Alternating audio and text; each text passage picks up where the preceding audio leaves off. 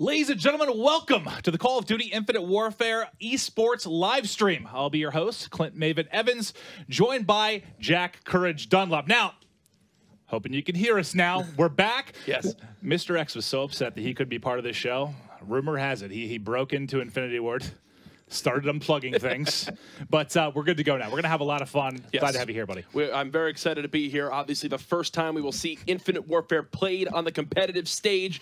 We've got some great announcements to come, some guests that'll be on the show, as well as pro players battling it out in some 4v4 matches. Yeah, so we're going to have Ashton Williams, community manager here at Infinity Ward. We're going to have also Joe Seacott, lead multiplayer designer. We're going to have Jay Purrier come out, talk things CWL. You may have seen him had you watched CWL events last year. And then also, we're going to have our very own Tyler TP Polchow, former world champ. He's going to come out. He's been working with Infinity Ward, has some great stuff to share with us. I feel like less of a man when I'm around TP. Yeah, he is. He is everything, man. All right. Definitely But we're getting ready to get into it. Now, we've talked a lot about the actual games, right? We're here for Call of Duty. We're going to have some matches going. We've had 8 players come out for some 4v4 CWL gameplay. Who do we got? We got 8 players, as Maven mentioned, from the CWL. Guys, you've seen in the past, some of them prior world champions on Team A. You've got CODCaster, Felony, Nagafen, and John, those prior world champions I mentioned in John and CODCaster, and then Felony and Nagafen, both from Team Elevate. On Team B, Facento, Looney, Attach, and Aqua. You look at this squad, you say, hey, you got Looney and Attach, but Facento and Aqua, both these guys on Elevate as well. So we've got 2 members of Elevate on one side, 2 members of Elevate on the other. There's been so much banter. Who's the better pair? Which squad's going to come out on top? These guys have been furiously playing across not only today, but yesterday. Yep. They've had their hands on. They've been playing all sorts of different game modes. But as you mentioned, the first one going to be something absolutely great. Yes, so we've seen a lot of throwback. Probably our favorite map from the beta. It is phenomenal, but we haven't seen yet is Hardpoint. We're going to be kicking it off with throwback Hardpoint right off the rip. Now, Jack, of these 2 fearsome foursomes, who's going to be taking map 1? I think this one's going to CODCaster, John, and crew. I'm just confident in Clay to lead his team to victory. John, obviously MVP of this past year's Call of Duty Championships at Call of Duty XP. But forget about the past. The time is now. It is the first time we will see Infinite Warfare in a competitive setting. Your first look at not only Hardpoint, but the brand new CODCaster mode. We'll first start off with CODCaster and Maven. This is absolutely beautiful. Yeah, honestly, just talking, a big shout out to Infinity Ward. We got hands-on and were able to give feedback on the CODCaster as much as 4 to 5 months ago. Absolutely amazing. This is, without question, the best looking CODCaster we've had going into a title. Oh, it looks absolutely beautiful. And you'll see some things right there. There are still improvements always being made, right? Right now, shots come in, no hit markers being shown. Don't worry. Infinity Ward, they're on top of it. They're so invested in Call of Duty competitive this year, and it's been great to see. Some things to point out. You have the stuff you've seen in the past, right? We've got our objective on the left side. Right now, the hard point on that train platform. The top right, still the scoreboard, the mini-map in the top left. But now, in the bottom left of your screen, you have the full loadout bar. Underneath Nagafen's name, though, is that white bar. That represents his health bar. When he goes weak, you'll see that drop down. You'll see it regen when he gains his health back. I'm sure in this next gunfight he gets in, it'll be a great time for you to begin to see. There he goes. Weak. White bar is now gone. That signifies him coming back off the respawn. Another thing to point out, I mentioned coming off the respawn, Hardpoint now has a 2.5-second respawn delay. Yep. It's much heavier focused around anchoring those spawns for your team. The assault rifle role is going to be absolutely key to lock down the spawns you want, but also to get those rotations in favor of your team. Absolutely. It's going to be big. I mean, we talk about control and trying to maybe slow the game down. Hardpoint, especially for a viewer at home, can be a little too fast at times, a little bit frenetic. Now, this is going to be a lot more about position and control, like you mentioned. Looney. Getting into this, though, you're going to notice some things, which we're going to talk about more over the course of the day, but when you see there's going to be a lot of weapon variety, there are reasons for a lot of this, and also some different items, perks, things that aren't going to be used. Oh, yeah. And there's a reason why we're going to talk a little bit more about rules and stuff as we get through the show. Wait. I know. I'm excited. We have segments to the show, Clint. There's a schedule we have to follow. In this one, though, still hardpoint. Still going over CODCaster. Right now, on the bottom, you're seeing the loadout, which we talked about, what weapons are being used, what grenades are brought out. You can even see the payload that is being used alongside traits. So currently, Nagafen running that Phantom rig. He's got active camo as well as rear guard as his trait. Also to point out, underneath the top middle of your screen, there are now something called major events. The next time the hardpoint moves is when you'll wind up seeing one pop up. That signals, hey, there's a new hardpoint to everybody watching at home. Maybe the casters miss it, or maybe we just don't talk about it too much. It still lets the viewer at home know there's a new hardpoint up. Players are going to have to rotate, and bam, Nagafen calls in the Scarab there, gets a kill onto his teammate Aqua. And also, you know, we talk about how it usually takes, what, a month, 2, 3 for callouts to kind of get consistent with players, with casters. Now you'll see at the kind of mid-left of the screen, bike path. That's the current hardpoint.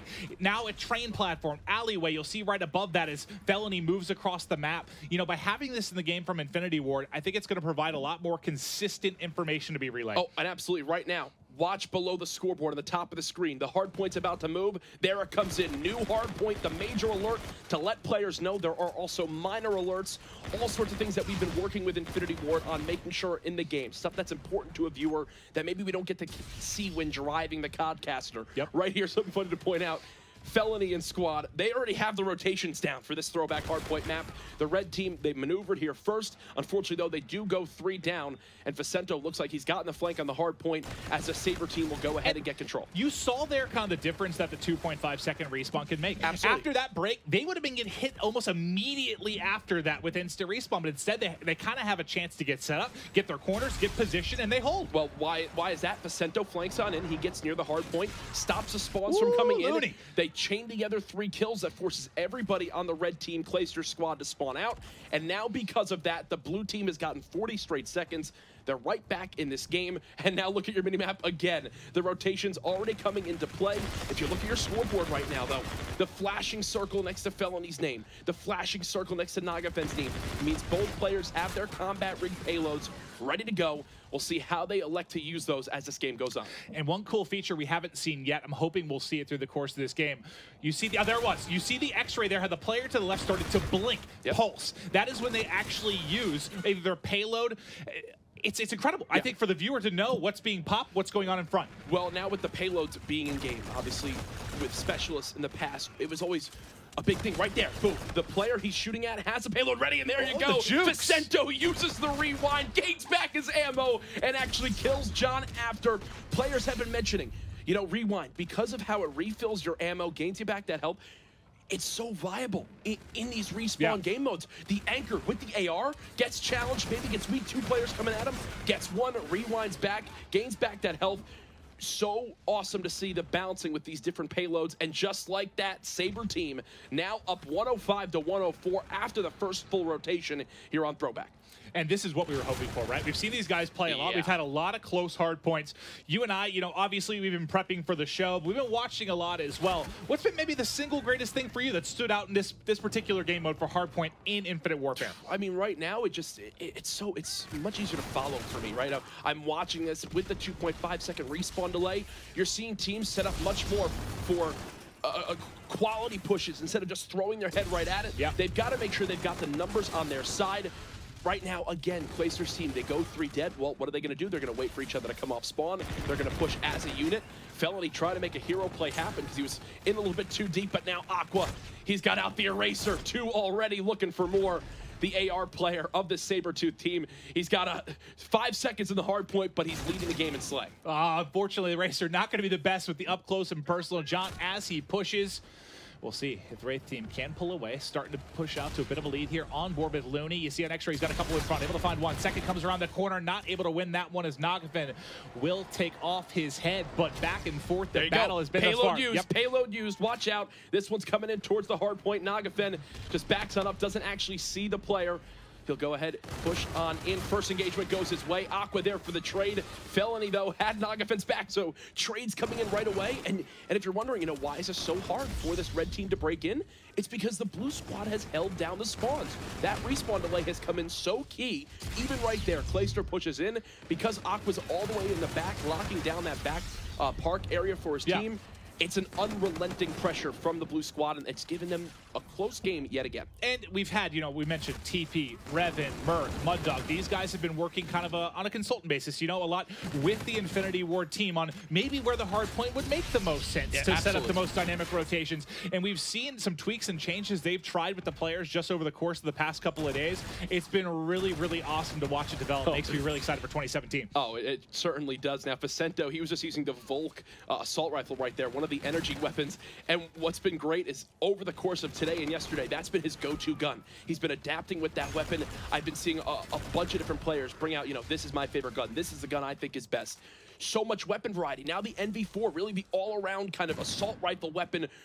Good at every range, but maybe up close might not be the best. Might get outclassed by some of those submachine guns. Attached did use his camo there. He's still holding the spawns for his team, and still, this game is close, about to be 151 to 151. 2.5 left on the clock to go with this as well. You do see the Scarab available for attach. We've seen a couple sick kills picked up with that already. You saw attach use the camo too. The effect looks amazing here in Infinite Warfare. Shots a little bit off as John's going to pick up a two-piece there. As he tries to break in, make it 3, and now with just under 5 seconds, the rotation is going to begin. John, I believe, had one to his right. He's going to wrap around the back. He can actually flank several players here if he gets through, but he's worried about his own flank right now. Yeah, I got to play with these guys a little bit earlier.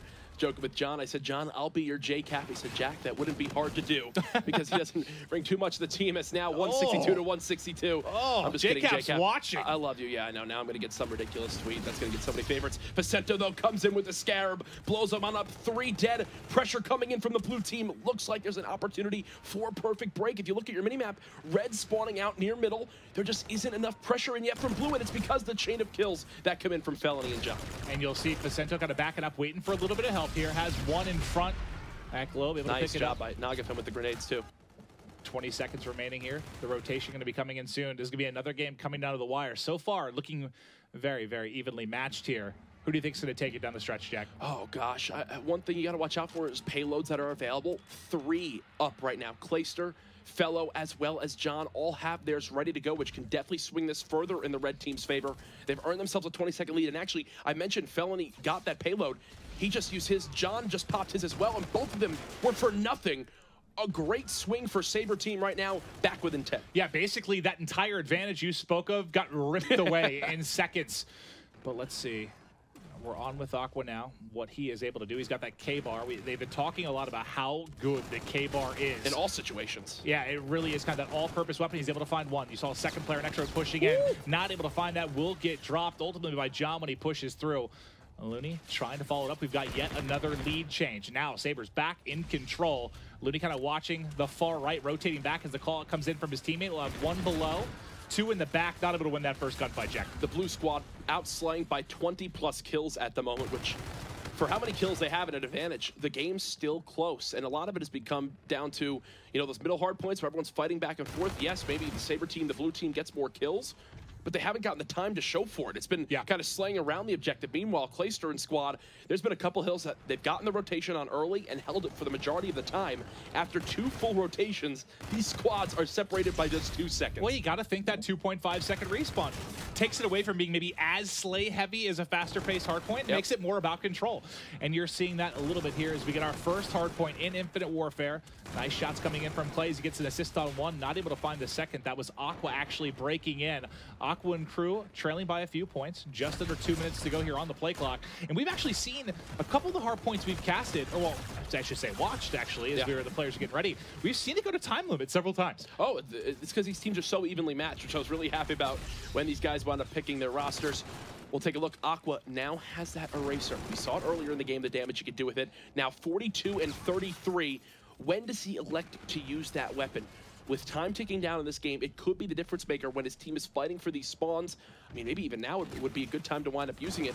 Instead, it's still just going to keep that pocketed, and now is the time for the eraser. What type of damage can Aqua do? Well, he's got one shot off. Second will connect. There's one more mid-map. See if he gets in the I corner like this here. angle a lot. Playing it slow. One's right underneath him, but unfortunately checks his corner. That's Nogbin picking him up, so the Eraser only is going to find home in one. Now Saber just need 5 points to close it out. Scareabout trying from the front of barn, not able to do so. It's going to be Facento backing up, has one, finds a second with the assist. 3 points left. They should be able to close it out, and that is your ball game. GG, 250 to 209. Aqua, Attach, Looney, and crew take the map.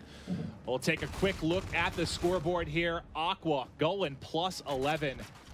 Big time. You know, you talked about the fact that they had such a big slaying advantage through this one, ultimately proving to be enough as Saber gets it done.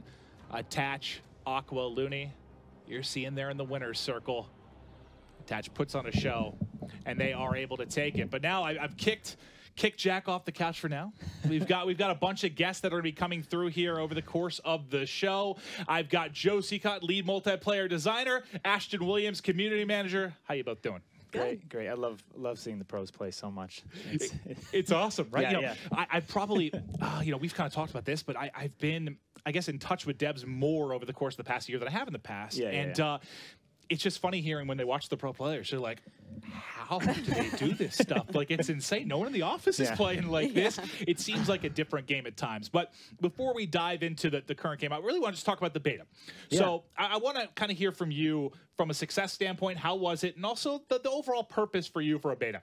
Yeah, I mean, the first thing is testing at a scale that we just can't replicate internally. You know, we play with around 20, 30 people a day, 200 like on Fridays, and then we get into the beta and it's millions of players, and they're hammering on our weapons, they're hammering on our maps, they're hammering on our back end, like our matchmaking, all that. And so we get so much data, and we're able to make changes as we go too. We got matchmaking down to 10 seconds. We got player percentages on dedicated servers way up, and so it was really great for us. Well, I love when I'll see a comment like, how is there a bug or something in a beta?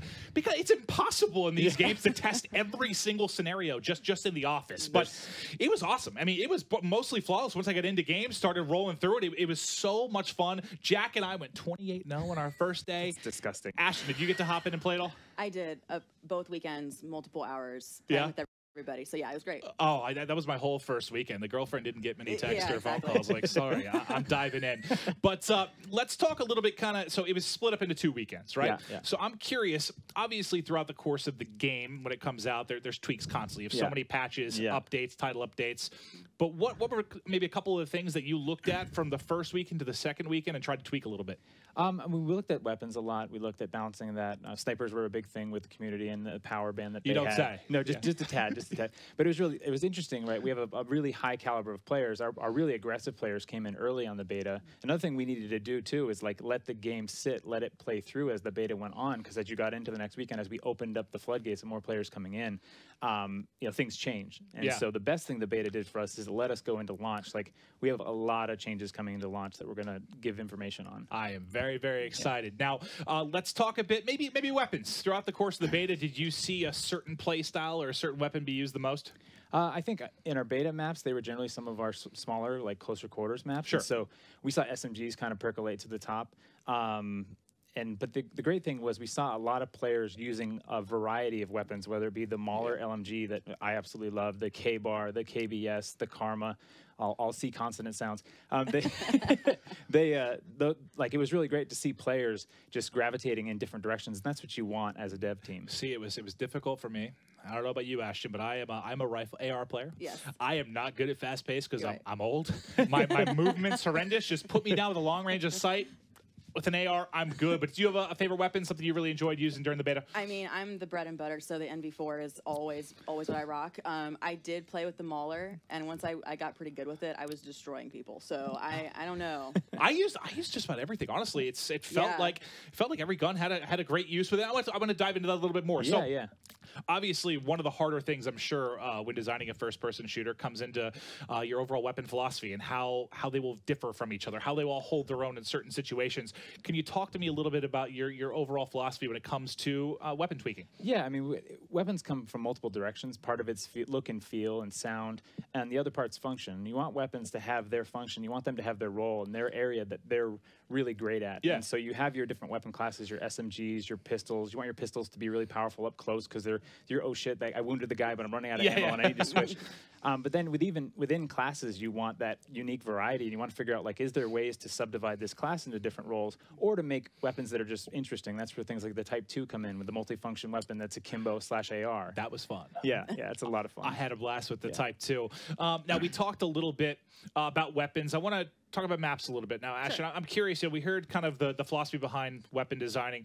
When you were looking at maps for Infinite Warfare, not just for the beta, but overall for the game, is there anything that you distinctly were pushing for? What was kind of the key focus? So we looked at a couple of different things, and I think, talking about the specific roles that players want to take into a match with them, and then you add these combat rigs, it just kind of all complements itself together. So if you're someone who uses the Merc and you sit back and defend and tie up that hook, I mean, there's player readability everywhere. Yeah. But if you're someone who's a run and gun, you run that Warfighter Synaptic, you can totally do that. I think we saw through the beta too, if you played on Frontier, we kind of have this nice figure 8 design. So you do have that really long hallway, but you've also got this nice flow, so you're never out of the action. Absolutely. I mean, obviously we were playing, you see 4v4 here for CWL. We were playing 6v6 for the beta, and it was fun. It was fast, but we were having a blast with some of the maps. And now it'll be interesting to see how it kind of works with 4v4, because sometimes, honestly, smaller maps will work a little bit better with this for CWL. So it's going to be very cool to see. Now, you talked about the maps. Now, I'm curious. We saw Hardpoint for the first time here on the broadcast. What are we looking at here for our second map? So next we actually have Frost, Search, and Destroy. Yeah, really excited to show Search and Destroy. Yeah. This is the first time we're going to see this. Yes. For Infinite Warfare. Yes. Search and Destroy. I'm hyped. Yes. Now, let's see. As we get into this now, first gameplay here, a lot of you are familiar with Frost. You saw it, maybe played in Domination, Team Deathmatch, whatever it may have been over the course of the beta, but you have not seen SnD. Maybe you saw some of the tweets from some of the pro players. They were getting really hyped. They have loved Search so far in this game. Jack, you've rejoined me. We're getting ready to bring the Search. You're a famous Search player. Oh, I played a lot of Search this year. These guys, I mean, right, the pro players, I've been trying to teach them some things in the last 24 hours. And what I mean by that is I've basically been learning everything I could ever want to know about this game mode in Infinite Warfare. For the first time, it's Search and Destroy. This one on Frost, and the first competitive kill goes to Clayster. Congratulations, my friend. Clay getting it done. You saw his health bar above, a little bit tagged up. It's going to be Nagafin now working the plant. They're in a 4v2 now. It's just going to be Aqua and Attach. Boom, there's that major alert, by the way. Bomb planted at A by Nagafin. And now it's up to Aqua to go for the 1 versus 4. He's got the K-bar. Time is ticking down, 35 seconds remaining. Loses the one-on-one gunfight. 4 up, 4 dead as the Wraith squad takes round number 1 on offense. The K-bar being one of the favorites. I was just about to say, I wonder what he got gunned by. It's a K-bar for Clayster as well. Shots absolutely on point. That's what, 4 up, 4 down there for the first round for Clayster and the boys. Things to point out in Search and Destroy when we go ahead and take a look at this beautiful CODCaster. Again, on the left side of your screen, you've got the amount alive as well as the top bar. So kind of gives you that idea of how many. Oh no, Clayster, I swear, Clayster, I swear, that was way too close for comfort. I was not ready for it to happen that early. Players already beginning to challenge again towards this A side. This time, though, it's Attach and Crew striking first. Well, they're going back and forth. Kills being traded. It's going to be a 2v1. Nagafin, the lone man here, going to have to try and clutch up. And he's sniping. Of course he is. Of course he is. Now, his movement, you never have to worry about him. Quite the traveler, as he's now wrapping down below, trying to come up behind. Not finding anything home, but he does get spotted, and I believe that was a snipe coming in. No, I don't know. I thought it was. I thought I heard a snipe go off. I could have been making that up. Yeah, no, it's 100% not a snipe. That's an assault rifle. Yeah, you definitely. Probably get your ears checked out as Aqua that's age. That's age. Yeah, that most certainly is.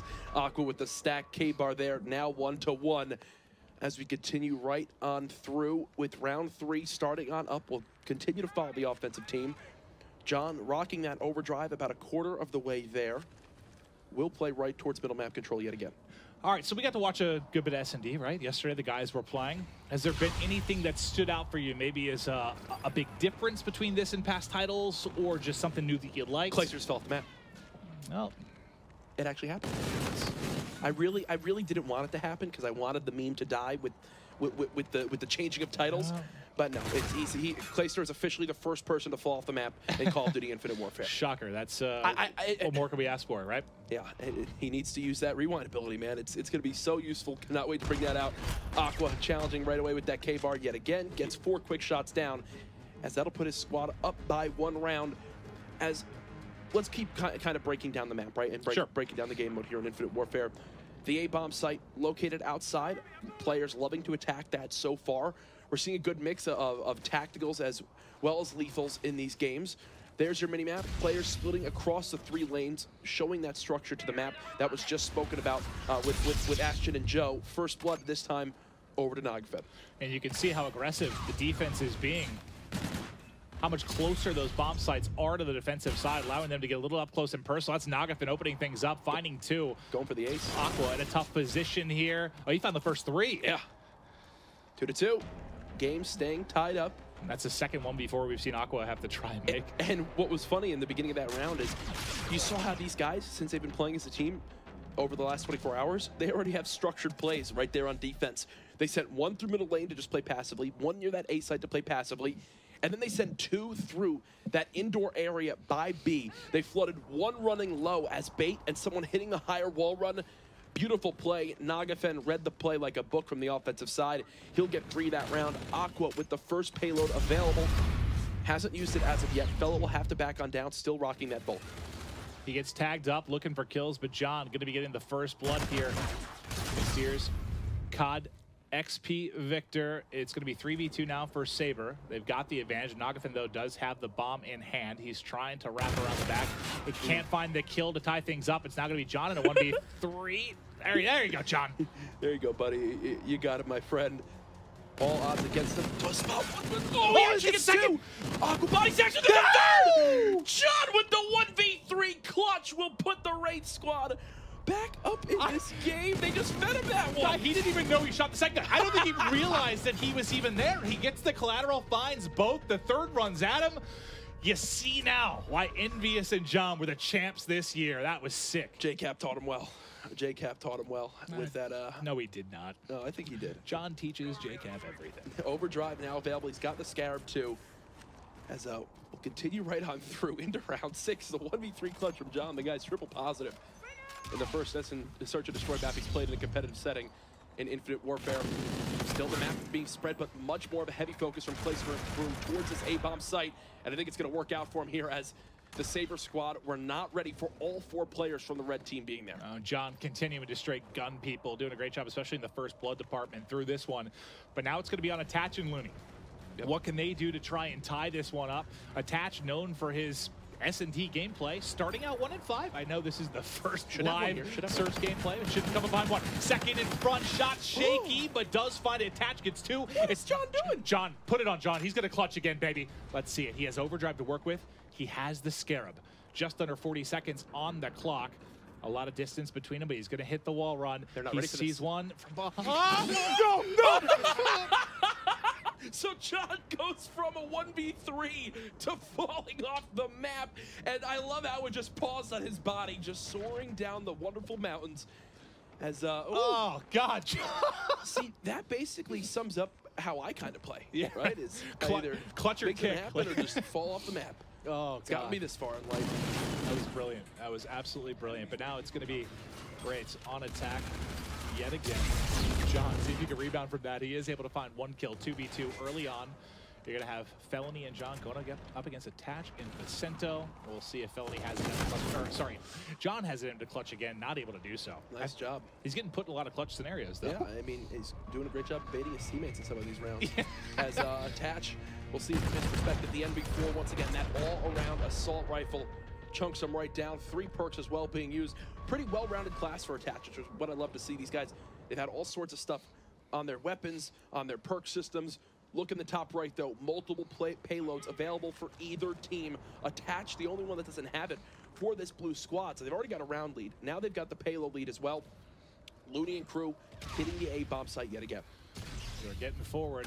Learn with disaster. Looney right in front, able to find and stay on the map. 6 stuff there from Looney. That's going to open things up for him to get in behind the action. Looks like he does want to take the wall run all the way around the back. And he's got a little bit covered behind him. 1 in front, though, trying to win it against John. Shot shaky, but is able to find it. The melee going to miss there for John. And you'll see bomb planted at A by Attach. 4 versus 2, now 3 versus 2 as Felony tries to even these numbers back out. Player to his left, beautiful job watching over his teammate. Great job reading the map as well. 5-3, now the round count as Saber team are 1 round away from taking this circuit. John can't do it all. He can't. He needs a little bit of help. He does. If they're going to come back and push this to a round 11, who are your eyes on to be Captain Clutch here with John? Oh, gosh. I mean, yes, you have John, but I'll go out and say it. CODCaster 2 and 6. You need more from him in this game. Triple negative. Does have his payload, though, as he will play on this offensive side. Let's take a look at his loadout, see what he's rocking. Does John realize he's had overdrive for about 12 rounds? I don't think so. I don't think so at all. CODCaster does have rewind, so that ability will let him kind of go back, rewind, just as it says. Gain back that health, gain back some of that ammo. CODCaster evens the numbers back out at 2 versus 2. Scarab was also used by his teammate to try to clear out that A site. And CODCaster shut down the payload there as well. They have an advantage here. John, a bit tagged up. You saw his health bar very, very low, but now it's going to be on Facento to try. Oh, I hope Clay uses rewind in this. I hope he uses rewind. Come on, Clay. You can do it. We believe in you in this 1 versus 1, 45 seconds on the clock. Facendo's turning to the corner. He doesn't see him. Facendo's right behind him. Facendo's watching the right doorway. You see on your minimap, he'll go ahead, give that one up. CODCaster just trying to watch the cross and middle. Players dancing around each other. 35 seconds left. CODCaster is on offense, though, so it's up to him to plant this objective. Yeah, they kind of just ran right by each other, right? Yeah. In the different lanes. He's going to wrap all the way back. Little does he know, he's basically opposite position of Facento on the map right now, and he's going to work the plan. So Facento just checked B. Is he going to transfer quickly to check A? He's not going to have an angle to get there in time to try and find the kill. But now it's all about how Clay plays this. He's going around the wall run. This is scary. He's going right at him. He might actually be able to get right in behind him, depending on the timing of this thing on the map. I think he's still good. He's getting chased by Facento. He's behind him. He does have rewind. Facento had to have seen him. Facento, as soon as he gets a shot in, can he get the rewind in? The shot should be coming in, not able to get the rewind, and that will be it. He's shooting bodies. Facento sending a message as Saber team will go ahead and take that map too. They will take it 6-3. John not able to do enough there for the Wraiths. Remarkable win, as we'll take a look at some of the stats, but you saw Looney going 10-6. He does one hell of a job. You got what you expected there, Clay falling off the map once. You know, arguably the CODXP MVP coming up with some big plays. Phenomenal stuff all around, but yeah, Looney and Facento really getting it done, especially Facento in that final 1 versus 1. But here we are. Let's hop right into it. Jack is gone again.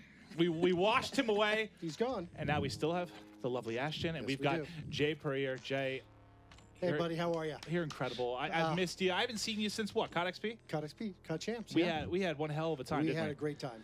I mean, COD Champs, crazy times. It was, let's talk, all right, so obviously, you know, last year was the most that Activision's gotten involved with esports, with CWL, without question. And were there some learning? Sure, but there were some brilliant moments as well.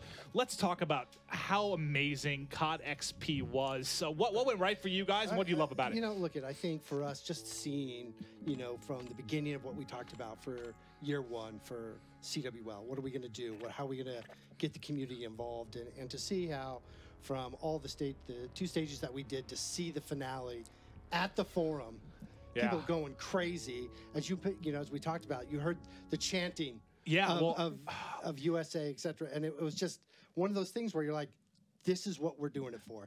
This is the energy. I'm big on national pride. Like I said, World Cup's one of my favorite things. When that USA champ broke out during the final, I had chills like crazy casting the final. It was absolutely brilliant stuff. Now, I want to talk Ashton. So we first met, well, I'm thinking like Black Ops 2 champs. Something like that, back in the day, you've been attending champs yearly for quite some time. Been a big fan of esports. Yeah. Do you have a great time this year? I did. I mean, it was awesome. A lot of our studio came out for Sunday.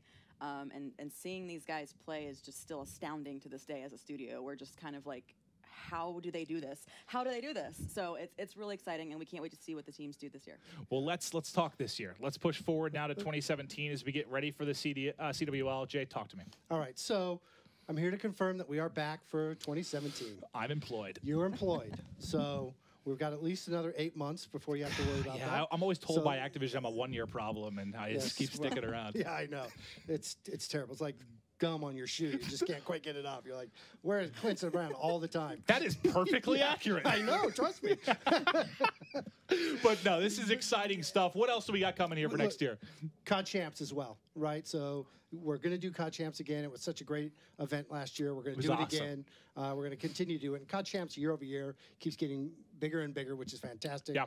Obviously, we're playing Infinite Warfare this time around. We'll Yes, be we playing are. on PlayStation 4.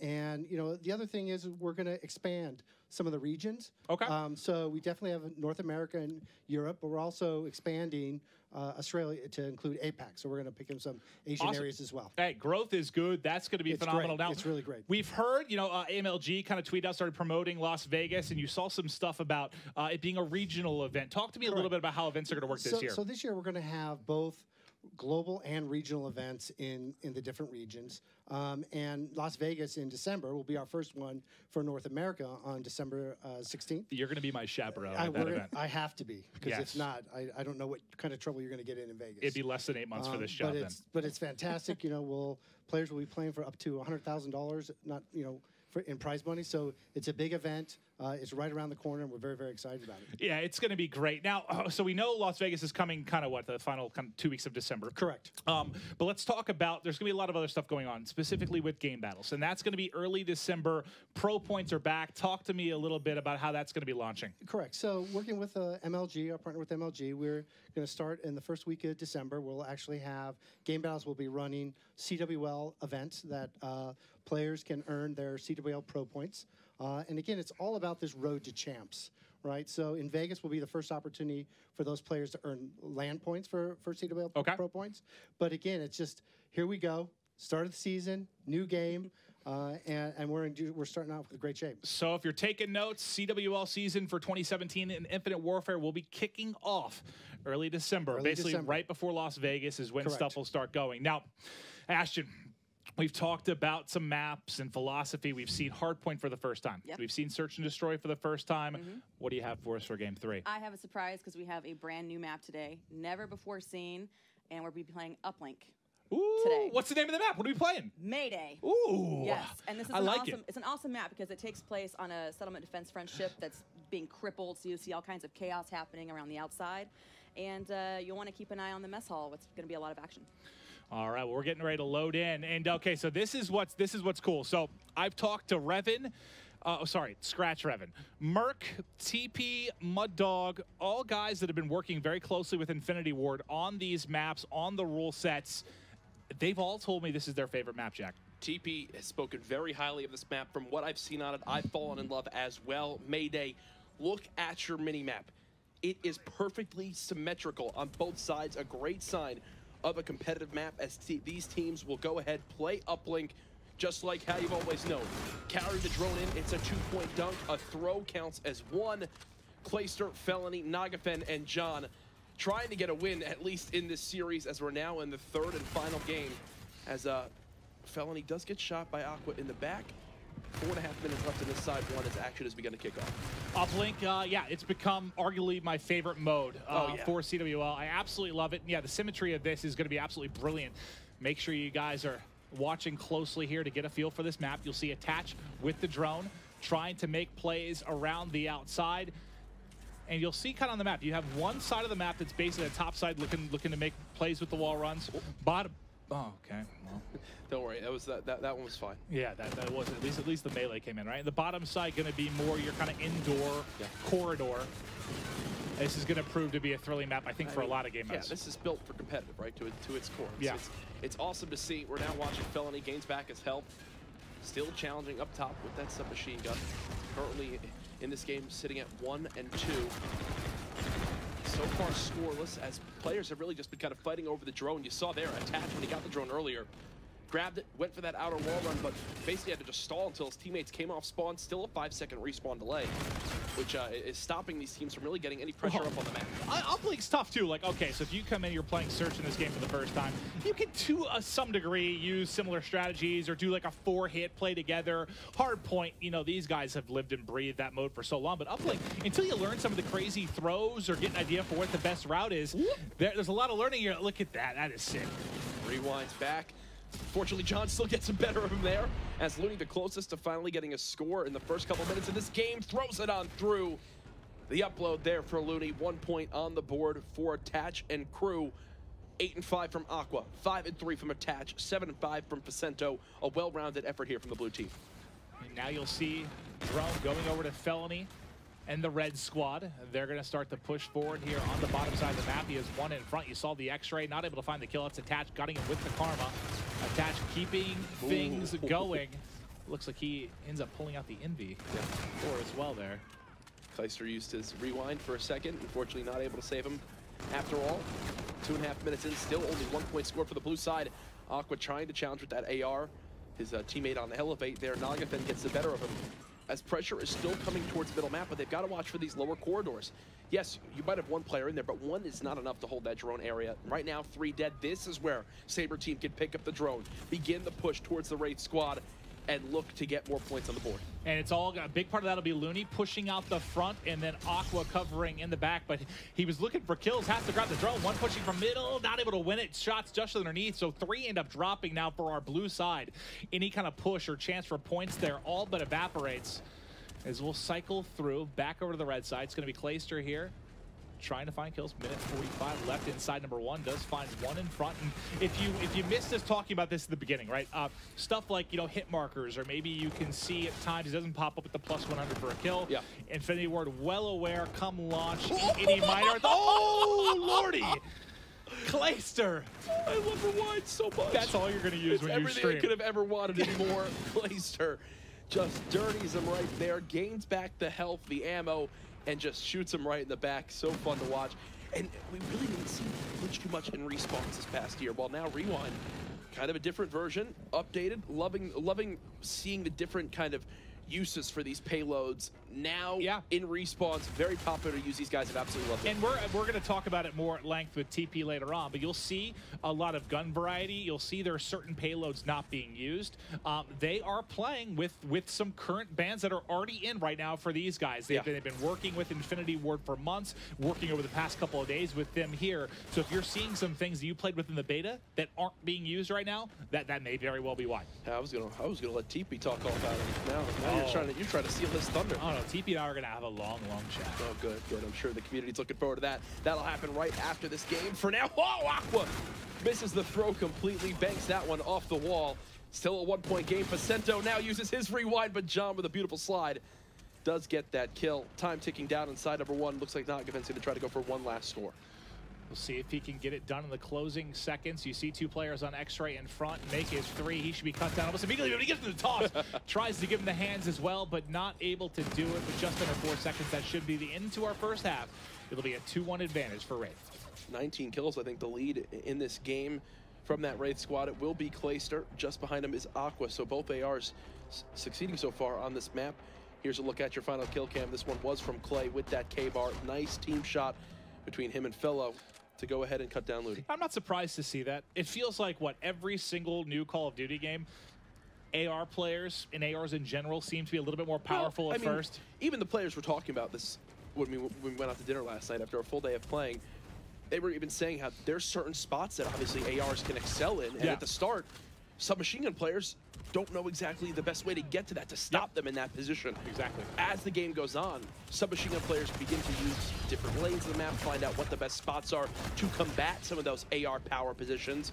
And you're already even beginning to see it just after the first day. That was reactive armor used there by Felony, which gave the ability to pick up a couple kills. The Volt absolutely shreds. It is that kind of slower rate of fire, powerful assault rifle, and he's just putting on a show with it right now. On a 6 streak, about to earn his highest streak. Felony is a man on a mission as he gets another 8 in a row. Goes from 7 and 14 to now 15 and 14. I believe he calls in the bombardment, so he's going to be raining fire here as they're looking to try and extend this lead. Aqua! Felony with the snapper. Aqua! Got gunned. More than that. Okay, well that throw, that definitely CODCaster. Leave the drone throwing to somebody else after that one. Does use a rewind to get out of there, maybe make the most of a little bit of a whiffed shot. 3-1, red team keeping this one in their favor, but I know one thing for sure.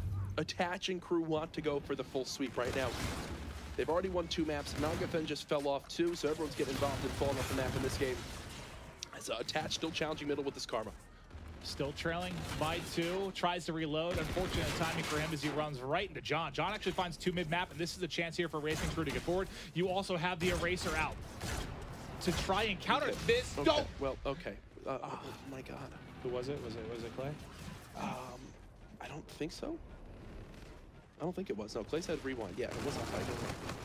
I thought for a second I saw Clay die at the exact same moment. I was like, Yeah, tell me it wasn't. that was very, really worried me. But no, it was not Clayster. We're going to hear about it from Clay after this match. Yeah. 3-1, still the score. 2:50 left in this game. Clay's still holding this outside lane, and this is kind of what we spoke about. You got the middle corridor where subs can push right through, take command of these outer lanes where assault rifles really excel. Clayster knows that. He does have the flank on players, but I do believe someone's just spotted him from behind. There's the cleanup, a great call out. Looney knows exactly where Clay's coming from. Good teamwork from the blue side of things, from the Saber team. As it's still a heavy contest fight for middle map. And it's because these teams are having to get 2 dead before they can grab that drone, and it makes a lot of sense. Well, it's going to be coming down to the wire here. Just over 2 to play. You'll see Felony now with drone, looking to add on to this lead, getting forward. Should be points coming in. Taking his time. Taking his time. 5-1 now. 1 behind. You saw it on X-Ray. They're getting back to the drone reset now. He's going to have to wrap back. Might be able to pick up a couple from behind. I don't know if a catch just spawned in there or wrap back to his base, but he gets cleaned up almost immediately. Facento trying to win key gunfights here at mid-map. It looks for now like Blue will have control, but there's still several players here flooding in from your red side. The trading, honestly, it's just being traded back and forth. No one's really been able to get control here. I mean, the big thing has been side 2 is much heavier slaying presence from the red team. Almost everybody negative on the Saber team. The blue squad, Nagafen always in an advantageous position, being a nuisance inside the blue team base. Even now, he's holding their top window. There is no AR support watching over this drone area. Finally, Aqua takes matters into his own hands and cuts him down. But with only 90 seconds remaining, you've only had 1 point scored by the blue team this whole entire game. They've got to get something going right now or else it's going to be too late. Yeah, you know, that keep away mentality doesn't look to be the plan as Clayster finds one, not able to get the shot off before he's taken down. But they still have the 4-point advantage. What are you trying to play a little bit defensive here? With a map this size, do you think you kind of have to keep the pressure on? I mean, pressure is always a good thing no matter what in any Call of Duty game mode. Obviously now in Uplink, you put pressure on the opposing team's base. You don't give them any opportunity to get across the map and get scores. 45 seconds left. Attach is having to throw down the drone. He can't even go for points right now because he has no supporting cast. It's unfortunate, but all signs are pointing towards a red team win. Clayster 29 and 24, where Aqua has slowed down just a little bit inside 2. Clay has continued to heat up. And John has been fantastic throughout. He picks up 3 in a row there. You saw the 1v3 he's able to do in SnD. And Felony had 7 kills at the half. He's now got 28. So 3 times the amount of kills from side 1 to side 2. A great showing here from the red team as they finally do get a map on the board.